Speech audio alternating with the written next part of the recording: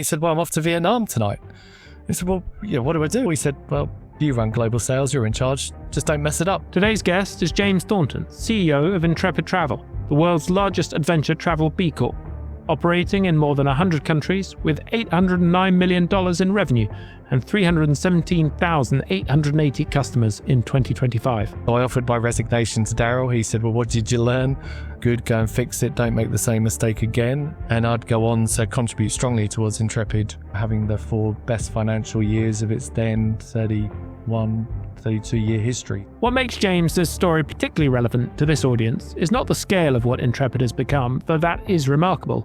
It's the governance reality he has navigated to get there, leading a business he didn't build for founders who never fully left through a pandemic that stopped the company overnight and out the other side to its best financial results in 37 years. This episode is about how he did that, not in theory, but in practice. January of 2020, we did $55 million of bookings. It was the biggest month we'd ever had in our history in terms of bookings. Within 6 weeks, not only did we not have any income, we were in a position where we were going to have to refund all of the income that we'd earned in the 6 to 9 months.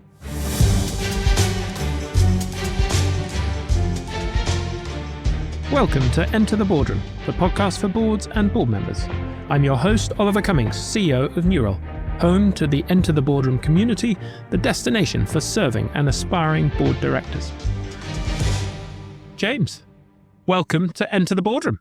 Oliver, it's great to be with you. James, can we start by talking about your transition where you became the first non-founding CEO? Because I think the greatest challenge for any board is getting the CEO right. And a founder to CEO transition is a really special type of CEO appointment. So I'm really curious to learn from your experience when the co-founders, Darrell and Geoff, they just bought the business back from TUI, gaining full control again for the first time in years. And within 20 months, they'd handed you the CEO role. What was the hardest thing for you in those first months? I think the big thing, Oliver, when you have a transitional one that should work is that it's not something that just happens overnight. You don't suddenly go from being an executive to being a CEO and taking on from a founder and off you go. This is a process that probably took 5, maybe even more years to actually work through and get to the point of happening. So a well thought through plan and transition process took place. I started working with Darrell intimately in 2008, where he threw me a challenge, sent me to Germany because he didn't want to go and visit a whole series of travel agents himself. And it's probably an experience I've never quite forgiven him for having to do. And that gave him an insight into what I was about and who I was. And over the course of the journey, I spent more and more time with Darrell and got more and more challenges. So I became the first non-founding managing director of Intrepid when I was 31 years old and responsibility for the brand at that point. When we came out of TUI, as you talked to, in 2015, I was made group managing director. So I was the one report to Darrell as the CEO. So effectively, I was leading the operational side of the business. And then I would kept giving different challenges to me and different things for me to learn or sometimes fail. And with each of those challenges, he would have got more comfortable with me and perhaps less comfortable with other people he was throwing challenges at. So I think the process for him has always been that Intrepid should exist beyond the founders of the company. And to do that, he wanted to trial and test different people in the organization. I was just very fortunate that I was able to rise through the experience. So it was not an overnight piece. It was something that had been planned and worked through over the course of years. And indeed, when I took on to become CEO in March of 2017, very little really changed because I was already leading the executive team. I'd already been working with Darrell for such a significant period of time. And it wasn't like he headed off into the distance and I never saw him again. And in fact, we continued to work very closely and we still work very closely today. So it was a phased transition. It was well thought through. And I think that's some reason why we've had some of the success we've had. You talked about that being a 5-year journey. Can you walk me through the critical moments in that transition that you'd share with a founder or chair listening who needs to take a new CEO on that same journey?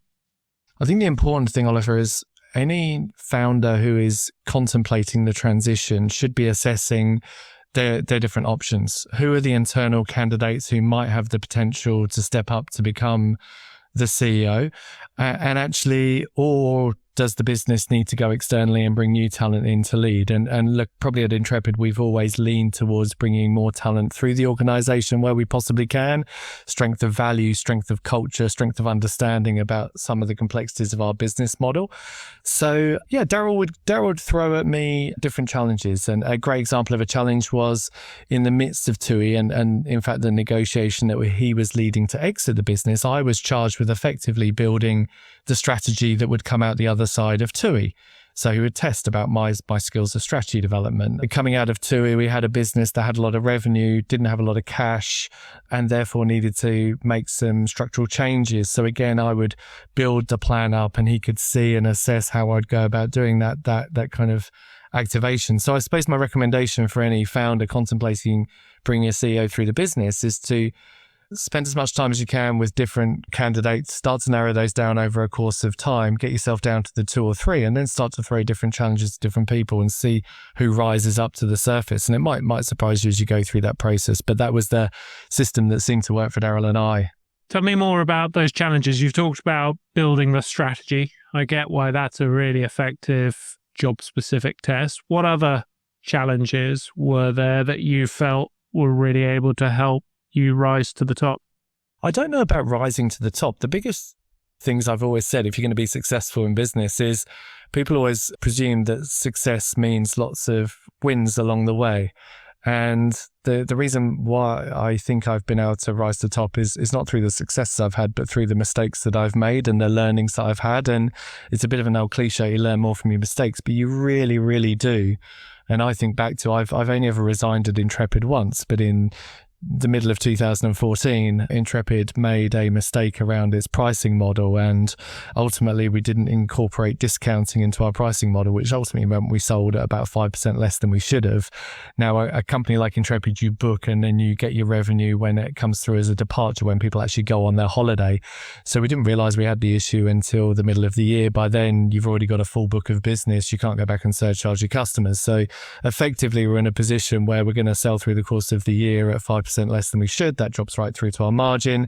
That means we're not going to deliver the profit result we expected to. And at the time, we were 60% owned by TUI PLC, and as a PLC environment, profit was the forefront of everything that the business had to be about at the time. And so I offered my resignation to Darrell. He said, well, what did you learn? I said, well, being closer to the commercial numbers in that instance. He said, good, go and fix it. Don't make the same mistake again. And, we came out of TUI a year later, and I'd go on to contribute strongly towards Intrepid, having the 4 best financial years of its then 32-year history. So I learned my lesson, learned from the mistake, and that made me a better leader. And I think, we've always talked about that. When you make a mistake, own it, learn from it, don't make it again, and that inevitably can make you a better leader. One of the things I sometimes hear from CEOs and board members when they're running multiple candidates in a process, if it's over a long period of time, is that it can be fatiguing.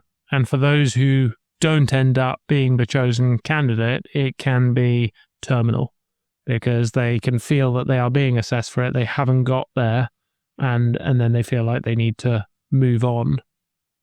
Any thoughts on how, as an organization, as a board, you best manage that?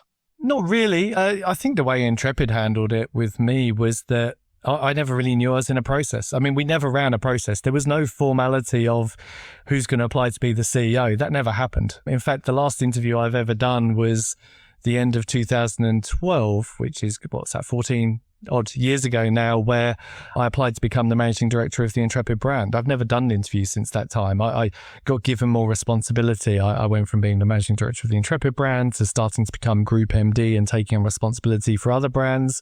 and having successes or failures through that process. And I suppose it was the lived experiences that allowed our founder, Darrell, co-founder Darrell, to be able to say, yep, some success there, I've got some comfort, versus perhaps some of the other people he might have been considering at the time, who he determined for whatever reason that they weren't right or weren't the person to go with. So I never did an interview to become CEO. I became Group MD. I took more responsibility off him over the course of time, learnt, failed, kept improving. And then there was just a time where he said, right, we're going to change the title to become the CEO, effectively kind of doing the job anyway. And I'm going to move to have the title of chair. And to a degree, it was one of the most anticlimactic things you can imagine. You would imagine the day that I was appointed as the CEO would be absolute elation. And of course, it was nice to have a title, but nothing changed about my day-to-day job because the process had been, I guess, such a kind of seamless integration over the course of a significant period. Can we talk about that chair relationship? Because he took on the executive chair role. So he stayed on with a title, with ownership, with relationships across the whole organization. How much of that did you document? Nothing. To be honest with you, I can't even recall if I've got much of a JD, to be honest with you. I mean, you got to try and understand, Darrell and I have worked together really intimately since probably 2007-8. So I grew up on the sales side of the business. Darrell was more on the sales and marketing side. His co-founder, Manch, was more on the kind of product operational side. So I guess the business was quite small when I started. We turned over $30 million. So there was no kind of airs and graces. I would have a direct connection to the CEO as a sales rep in the UK. It was just the size of company. And quickly I'd kind of, I think Darrell would see I was relatively hungry, willing to listen, wanting to improve. So there's no documentation around any of our different responsibilities, I suppose. I think what we've had to do is to work out, who does what at what times and where it's appropriate. But it's been iterative. We know each other so well. We know our different skills. I mean, Darrell's a visionary entrepreneur. I'm a half decent executor, good at building a strategy, good at getting people around us to go forward on a plan and tell that story relatively effectively. So we kind of have yinned and yanged through our different respective skill sets. It's not documented.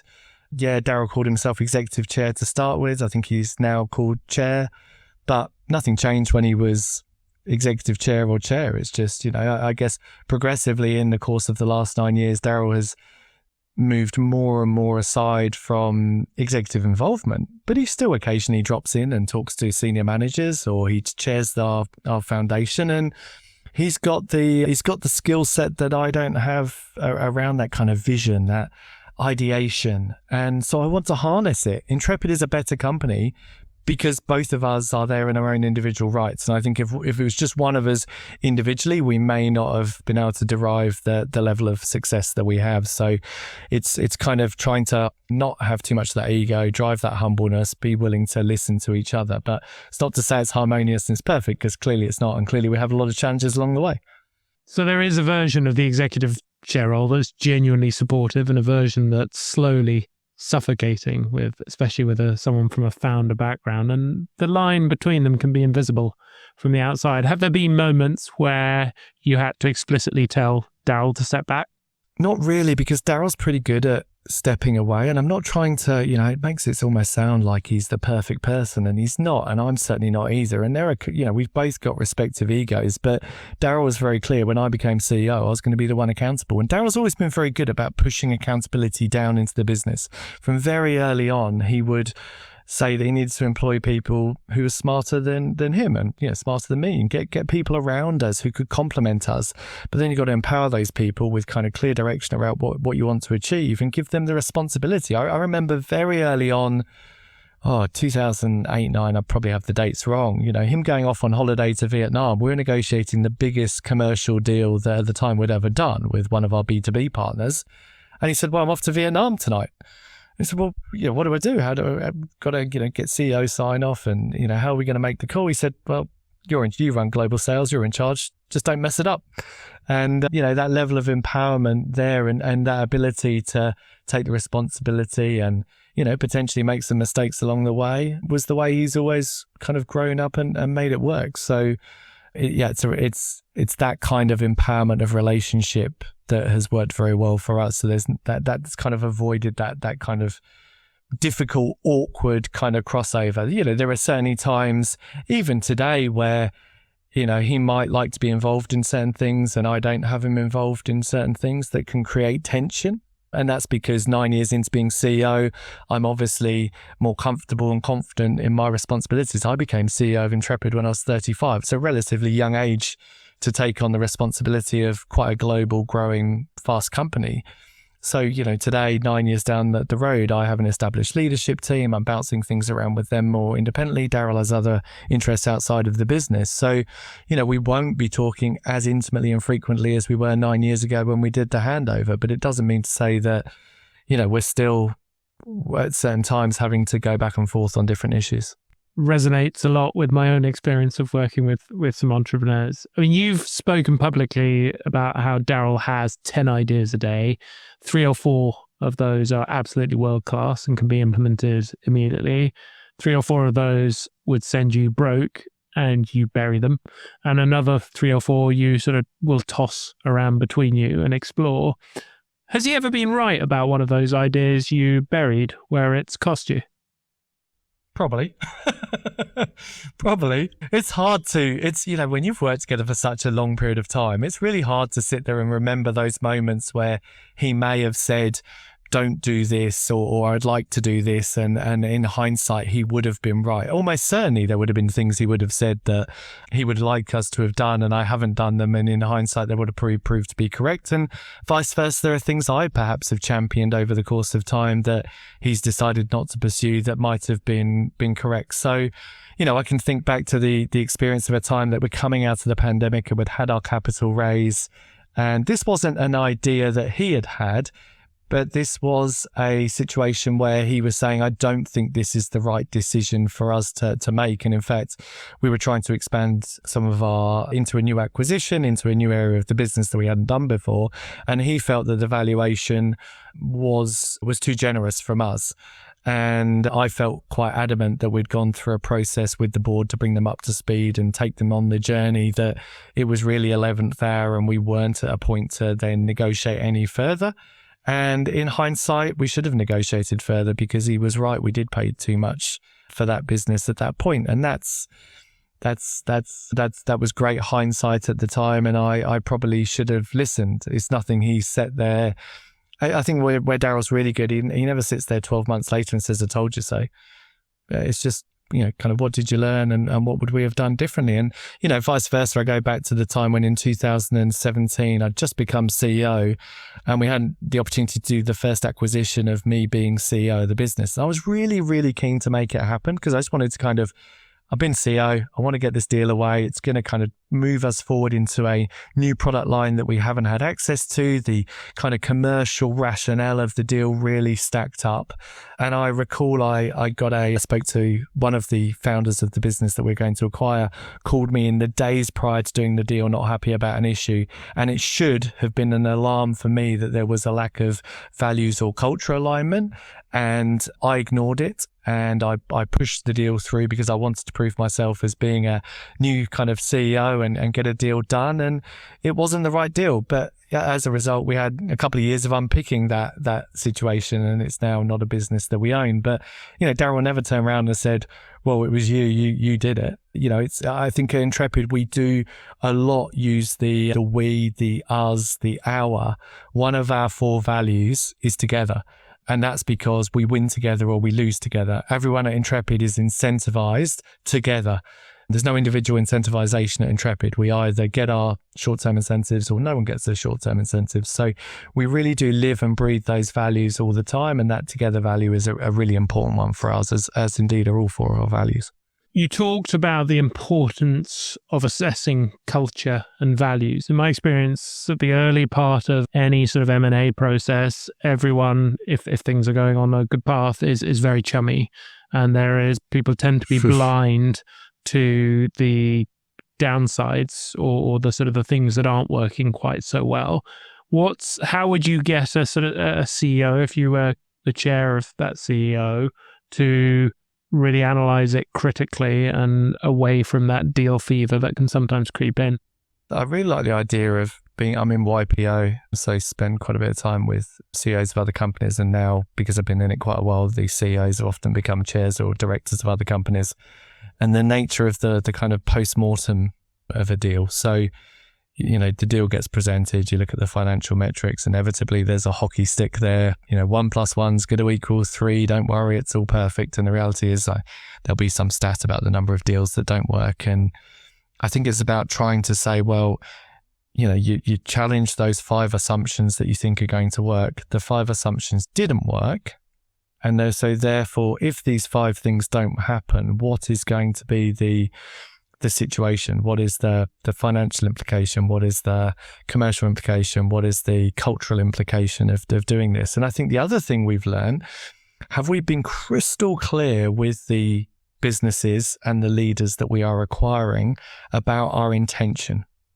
So I think if I look back at some of the deals that Intrepid has done in the past, we haven't been really crystal clear because we've got het up in that deal fever. We just want to get the deal done, we'll get it in, and then we'll work it out and we'll tell them, how we're going to make things happen. And I think where Intrepid's got a lot better in the last couple of years is we're going to acquire the business and 2 things are going to happen. 1, the financial structuring and incentive of the deal to make sure everyone is collectively aligned going forward, because if you've got lack of alignment in terms of commercial outcome, if the business you're acquiring is only incentivized on certain performance, yet you're looking to get synergistic benefit, that's not going to ultimately work because those 2 things can often come at conflict. And secondly, have you been crystal clear from the get-go with management and or with the founder about the intentions of what you're going to do with the organization? Is it, if they're going to have to change their supply chain, you change their technology environment, move to a different brand, do they know that from the get-go so they know what they're getting into? And that can be uncomfortable, and sometimes that leads to conflict as you're going through the deal process. But unless you do that, you're often going to have that kind of alarming conversation 3 to 6 months in where one of you thinks something's happening and the other one thinks something else is happening.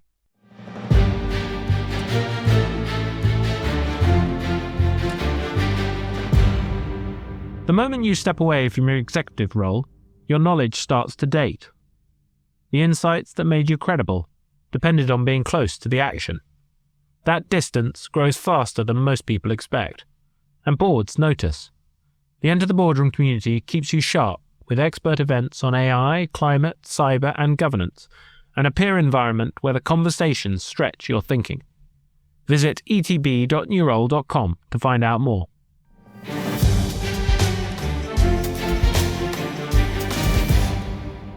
You talked about the importance of getting the values and culture aligned.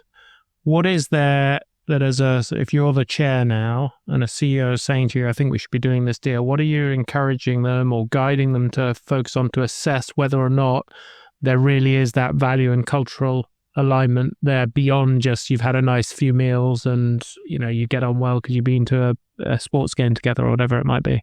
Yeah, I think trying to spend time with the people and the team members are really, for us as a board, we kind of, as much as possible, you want to try and get the leaders to come in and talk to the board as well, to give them a flavour of the organisation that we're trying to bring in. Intrepid is not perhaps traditional, and I don't know what traditional is because I've grown up in Intrepid over the course of 21 years. So my lived experience is Intrepid, and I'm not saying that's right or that's wrong, but we're trying not to be too ego driven. I'm not coming in and presenting, I'm the CEO and therefore this is the deal we must do and you can't have any engagement with the people that we're looking to acquire. I want to hear what the board thinks and what their impression is about the individuals, and I want to expose them to the leaders of the business around and to get their impression and their feelings and their sentiment. The reason you got a board as the CEO, one of the reasons there's a board is because the difference opinion around what that board brings. If Darrell and I knew that we were right the entire time, we wouldn't need another board of directors, would we? We would just kind of carry on and, go off and carry on our merry way. And I think that's one thing I've come to really learn and appreciate. And part of my maturity is when we moved out of TUI and the board was just myself, Darrell and Manch, the reality was we got on really well. We knew each other really well. We didn't really challenge each other enough. And we certainly didn't have enough diversity of skill set across the three of us to be able to effectively tackle and grow the business with the aspiration that we have. And that's why we brought in two non-executive directors to challenge and help support us through the different issues we've had. And we certainly wouldn't got through the pandemic and our capital raise without their guidance and support and advice. And likewise, now having our French investor into the business, having those differences of opinion around the table is so valuable for us as we are trying to grow. Yet as a young CEO, I didn't really like the idea that we were going to expand into having non-exec directors, because I didn't really want to be challenged, because I thought I knew right and I'd kind of carry on and we'd continue to do well because the business was growing so strongly. But, we took the business kind of coming out of TUI from 250 million to 500 or 450 million. Hit a pandemic, we've come out the other side of the business and we're fast on heading towards $1 billion. We sure as heck wouldn't have got to that $1 billion without the diversity of skill set in the room to help challengers to make decisions. So when we're looking at acquisition, I want to get exposure of the people we are investing in into that boardroom so I can start to get the opinions. What are the things I'm missing? What are my blind spots? What am I not seeing that, I've got a bit carried away with this deal? Am I not quite right here? Am I not seeing something? So that's where I found our board to be invaluable for us. And what were you looking for? You said you sort of recognized there were some gaps. What was it that you were looking for in those prospective candidates? People that were different to us. People that, my background was kind of sales. I was okay on numbers, having grown up before, but I wasn't a finance specialist. Darrell and Manch were both quite strong in the purpose and impact space. So ultimately, at the time, we were thinking about, could we take Intrepid towards a listed environment? So this is kind of 2017, 18. I started to go around, meet advisors, private equity companies. And we kind of thought that if we get Intrepid to a certain size and scale, we can move towards a listing. Now, if we're going to move towards a listing, we have to professionalize the governance environment at the organization. And that meant that we needed to probably skew towards having an audit and risk committee, and we'd probably want to have a remuneration committee. And those two committees should probably be chaired by people that were not the three of us. So they were some of the skills that we started to think about. So, we wanted someone with that kind of finance, risk, governance, the things that neither Darrell, Manch or I were particularly, we could do, but we didn't have the level of expertise or the experience to ask us the questions and challenge us about the things that we weren't thinking about.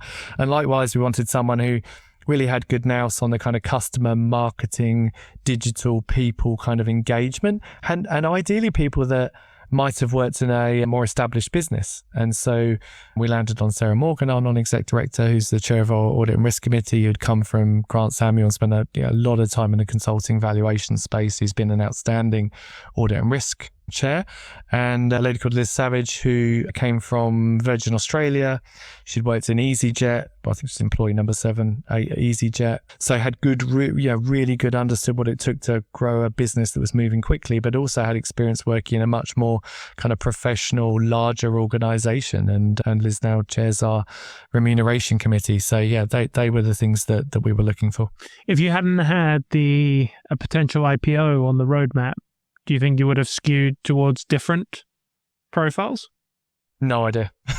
No idea. I mean, at the time, Intrepid's very kind of, that's what we thought at the time. That's what we wanted at the time. And that's what we went out and got. What we didn't know is that they started in January of 2019, and 15 months later, we'd be shutting the company for the first time in our then 31-year history. And the very survival of the organization was at risk. And actually, the skills that they bought and the counsel they bought to help us navigate through not only the situation where we're closing the organization, but then the kind of capital raise process and then, growing the Phoenix out the other side, we actually brought some pretty incredible people in who could help us go through what was arguably perhaps the most challenging thing we could have done and certainly couldn't have foreseen happening.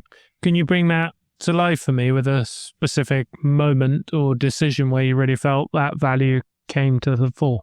I think so many times during the course of that time, and it's almost a bit PTSD to go back to it and think of it. But, there were situations where at the time, I can't really describe what it's like. January of 2020, we did $55 million of bookings. It was the biggest month we'd ever had in our history in terms of bookings. We're off 4 record years of revenue growth. And I'm not talking about $1 more in revenue. I'm talking about we doubled the size of the company in the 4 years.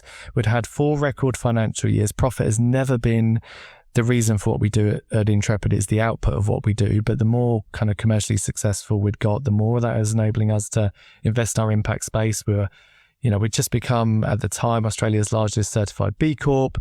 We were really at the cusp of something quite amazing. And within 6 weeks, not only did we not have any income, we were in a position where we were going to have to refund all of the income that we'd earned in the 6 to 9 months. And the reality was we were not going to earn any income until people were back traveling again. And I don't mean booking again. I mean the ability to travel again.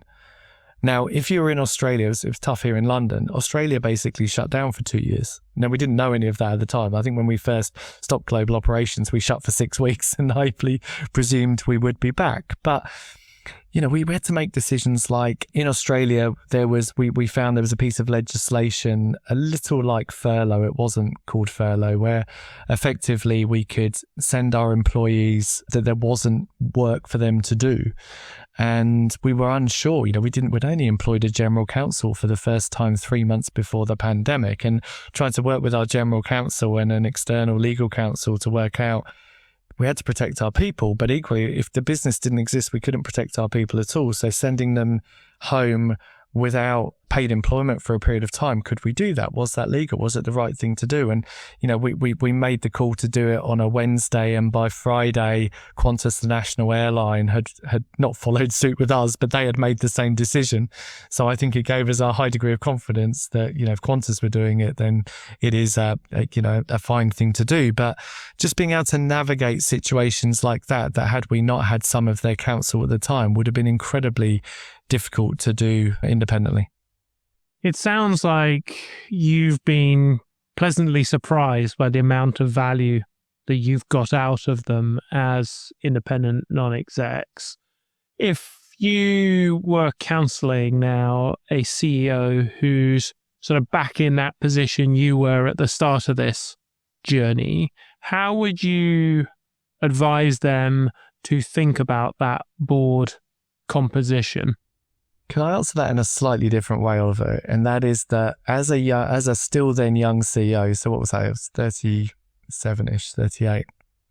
And I was leading a business with Darrell and Manch, the 2 co-founders who I've got a lot of respect and obviously friendship now with. And we were on a great journey. And while I recognized that we needed to get some new skill set in, I was fine to bring that new skill set in. But then it took me a while to get used to the willingness to be challenged by those people.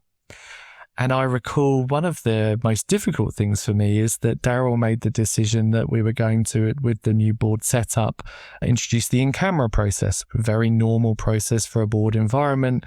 The executives step out of the room and then, the board makes sure they're comfortable with where things are at and where they're heading, or any issues that might not have been addressed in time. And I had to step out of the room, and I can't tell you how much I found that an affronting thing. I thought, well, but why would I step out? I've been in the trenches with you, Darrell and Manch, getting us out of this, place with TUI, now rebuilding out the other side. We've been together. We've been the team. What do you mean you're not going to have me in the room because you're going to be talking ultimately about me and my performance and of course the broader kind of executive suite and executive team. And so I suppose I would encourage any CEO who is going into that more formal board environment to just recognize that, to kind of trust the process a little bit, and to try and leave that ego at the door a little bit, and to kind of, be comfortable in who you are and what you bring, and be real, be yourself. Again, one of Intrepid's 4 values is to be real.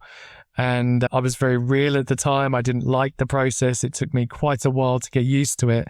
But probably it also gave our 2 non-exec directors the ability to perhaps also challenge our 2 founders too, or to support our 2 co-founders on their journey that they might have found more comfortable with, again, me not being in the room. for example, executive compensation, which is something that Intrepid has taken a material leap around the structuring of short-term incentives and long-term incentives. 10% of Intrepid's business is now held by our staff members. And that was something that was always kind of a vision of Darrell Manch's, but had never been executed. They've played a massive role in counselling our founders through. And had we not had some of those in-camera environments, potentially we might not have had some of those successful outcomes. So I would just urgently kind of challenge a CEO to say, trust the process, kind of get comfortable with it, and be comfortable in who you are. I'd love to move on to talk about, you've touched on already that heart-stopping moment during the pandemic crisis where the business just literally stopped overnight. I'd love to sort of look at the way the board relationships played out through that lens. Can you just talk us through the first conversation you had with Darrell and Manch when the scale of what was happening became clear, and what did they do as founders? The first time I ever recall coronavirus at the time coming onto my radar was I was at the Australian Open with my son, which for anyone who's experienced Melbourne in an Australian summer is a rather fantastic place to spend some time. And my head of corporate communications called me and said the Australian Financial Review wants to talk to you because they want to understand the potential implications of this thing that's emerging in China called coronavirus and how it could impact the travel industry. And I, to be honest, laughed it off. And, I had the conversation. I said, don't worry, Intrepid will be fine. 4 record financial years. And we've experienced bird flu and, SARS and global financial crisis and et cetera, and we'll get through. Obviously, quickly, I was proved to be incredibly wrong, and that situation changed quickly. I think I remember Darrell calling me maybe a couple of weeks later, and I was out of the office, and he said, James, I've just had a call from someone who's well known in the industry. He said, Alan Joyce, who was the CEO of Qantas, is meeting with his executive team twice a week, and they're starting to get themselves into crisis mode. He said, I think we probably need to think about doing the same. And if there's one thing where Darrell is, I've always said pretty exceptional, it's often pretty good. That was one of, those great things where I just thought, I think he's bang on there. I think something might be coming and we've got to get ahead of this. And, we pretty quickly I got the executive team together. We did Tuesday, Thursday, we'd be meeting, going off and doing different pieces of work. And very quickly we drew up, what would be kind of horror scenarios. What would be a scenario if our revenue suddenly dropped by 25% or heaven forbid 50%? What would we do? And we started to build, we would, different steps we'd take. And, one of them was around the retrenchment of a series of roles. And I think, we worked out what would happen, retrench 20% of roles or retrench 35% of roles in the most extreme case. Well, 6 months later, we'd retrench 50% of our global employees because Intrepid had no revenue and we had no pathway to getting any revenue for a significant period of time. So I would say Darrell was just quite spot on around the encouragement and the challenge of me to get the team together. We'd then go and do the work. And, I can't remember it intimately, Oliver, but I would have presumed would have been having conversations all the time because back to that together value, we're really all in the trenches together. And, go back to the infamous day where I called the leadership team to my house on that Saturday morning around my kitchen table. And, Darrell was with us too. I had Darrell there. I wasn't going to close the business without Darrell being in the room, kind of sat with me. And at the time that we did, it was a fairly inevitable thing that we had to do. So something that sounds incredibly dramatic was the logical thing that had to happen, and then we'd focus on the repatriation and then the impacts to our people and customers as a result after that. But he was there, he was with us in the trenches, he was supportive, but none of that is any different to what I would have imagined he would have been because, again, we've just worked together so closely and so supportively. You're 9 years in, 2 founders on the board, a pandemic survived, 809 million in revenue. What can a board member listening learn from you about leading a company you didn't build as a CEO that you wish you'd been told back in 2017 when you started?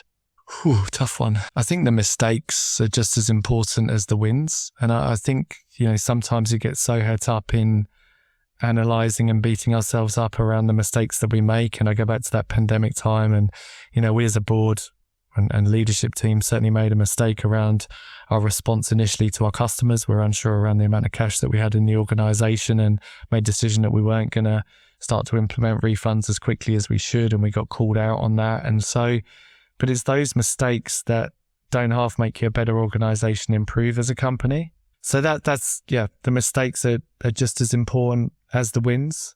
And I think the other thing I'd say about it is try and enjoy the ride. And I know that sounds a very kind of flippant, casual, surfy kind of attitude, but if you're not doing something that you're passionate about and you're interested in and you're getting some kind of stimulation or learning or development, it's probably not right for you. And goodness me, I've enjoyed the ride and the experiences. Has it been tough at times? Absolutely. But I've learned a lot. It's been a wonderful kind of experience. And I often look back at those challenging times with arguably the most fondness. I can't really remember the years when you're just consistently delivering the revenue growth or the customer growth, or you might win the deal or the impact outcome or the awards. It's the times when you've had the real challenges. And, right now Intrepid's going through some challenges. There's a war going on in the Middle East. It's very hard to get our customers to travel to some of the destinations we want to. Travel demand's down, cancellations up, uncertainty's high. And it's those kind of times that kind of stimulate you and get you enthused. So try and enjoy the ride as you go through it. James, time has flown, which means it's time for the lightning round, where I'm going to ask you a short question and ask you for a quick response if you're ready. Great, let's go for it. Best book every board member should read and why? Chairman's Lounge by Joe Aston. It's the story of the unwinding of Alan Joyce, who was the CEO of Qantas, and it was a great example where the board became too enamored by the CEO and didn't hold the CEO sufficiently account to governance issues, and also perhaps set the right remuneration and targets for the CEO to achieve against. Boardroom behaviour that irritates you most? Giving proper time for executives when they come in to present. We've been guilty in the past of asking executives to turn up and present, giving them their allotted 45 minutes, hour, whatever it might be, and having to cut it short because we were unable to, or running late on agenda items. And I think it's disrespectful. It doesn't enable the executive to be able to position themselves in the right light or give fair opportunity for the board directors. So not giving proper time for executive presentations frustrates me. A question every board should ask at least once a year. Why are we doing this? A boardroom myth you think needs busting? Experience counts. I really believe in age diversity and getting differences of opinion. And you don't have to have been on a board for 30 plus years to have to be to offer value or deliver great input. Favorite quote? Success is being the best you can be, and failure is not giving it a go. Pat Rafter, the Australian Open, the Australian tennis player, told me that one. I love it. A piece of board advice that sounds right but is wrong? Profit first, and finance is the core focus of everything. What have you changed your mind on about boards over time, and how's that changed how you behave? The boards previously were solely there for the governance component of an organisation, but actually if you get the right board members, they can be transformational in terms of not just strategy development, but also as a sounding board for a CEO on the most challenging questions or topics. When was the last time you got a significant judgment call wrong in the boardroom, and what did you learn? Buying a business that wasn't at the right valuation, and as I talked to earlier, that ability to properly analyse the fair value and be willing to negotiate when you're hearing enough from other board members. So being open to changing your mind. Best interview question to ask a prospective non-executive director?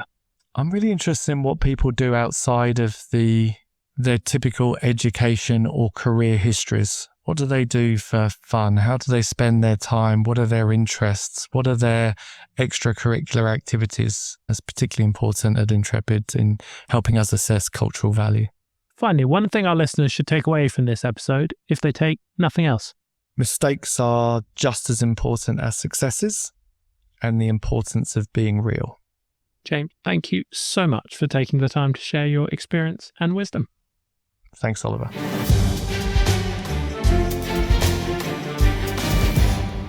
If you want to stay credible and current as you build your board career, the Enter the Boardroom community gives you easy access to the knowledge you need. Listeners get 10% off. Visit etb.newroll.com and use the code ENTER at checkout.